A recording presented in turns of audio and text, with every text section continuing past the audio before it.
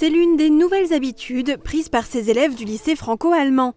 Les lundis et les jeudis, leur enseignant leur distribue des autotests avant de démarrer leurs cours. Les premiers jours, ils étaient accompagnés par du personnel médical pour réaliser correctement le geste. Désormais, collégiens et lycéens effectuent eux-mêmes leurs tests. Plutôt pratique parce qu'on peut doser comme on le sent et c'est moins douloureux que ça pourrait être autre part. Et presque pas du tout douloureux en fait. Et c'est assez facile à faire, ça dure 5 minutes. Paul fait partie des 500 élèves du lycée franco-allemand qui habitent en France. Ces derniers étaient obligés d'avoir un test négatif pour traverser la frontière depuis le 2 mars. Pour les aider, l'établissement a déjà décidé à ce moment-là d'organiser 2 dépistages par semaine. Le Land de Sarre a ensuite imposé à tous les élèves d'effectuer un test toutes les 48 heures et a déployé les autotests.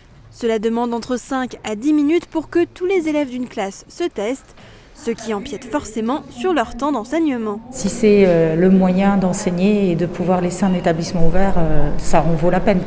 On a essayé de leur amener le côté positif de la chose, leur montrer que grâce à ça, on peut vivre ensemble et avoir un établissement ouvert, pouvoir enseigner sur place. Je crois que c'est pour ça que tout le monde a accepté de le faire sans trop de contraintes. Dans cette école franco-allemande, il y a les lycéens, mais également les collégiens qui doivent être testés, ainsi que toute l'équipe enseignante. Ce sont des tests rapides, avec un résultat qui est connu après 15 minutes.